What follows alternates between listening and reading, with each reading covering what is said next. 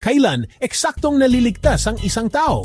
Maliwanag na itinuturo ng Biblia na ang daan tungo sa kaligtaang pananampalataya at pagpapahayag kay Jesus bilang Panginoon. Roma 10, verse 9 to 10, na kung ipahayag mo sa iyong bibig na si Jesus ay Panginoon at sasampalataya ka sa iyong puso na siya ay binuhay na muli ng Diyos mula sa mga patay, maliligtas ka.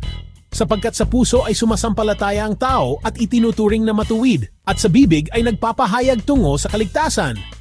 Sa Efeso 2:8-9, itinuro ni Pablo na ang Diyos mismo ang kumikilos sa isang tao upang makagawa ng gayong pagpapahayag sa pamamagitan ng kanyang espiritu at ng kaloob na pananampalataya.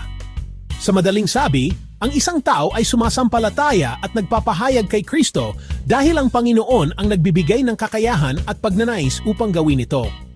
Maliban kung tanggapin ng isang tao ang kaloob na pananampalataya, hindi niya magagawa o gugustuhin na ipahayag si Kristo.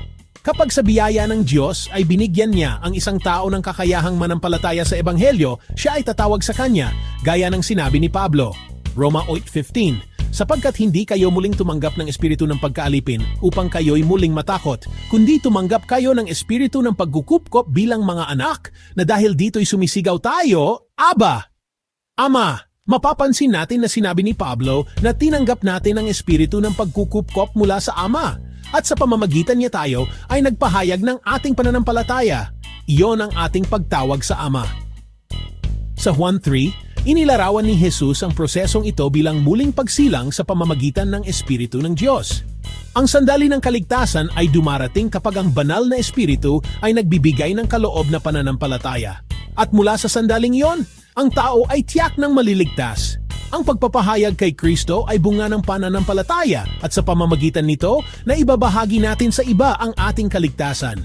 Para sa dagdag na kaalaman, tumutok sa aming Facebook page, ang The Way Community Bible Church.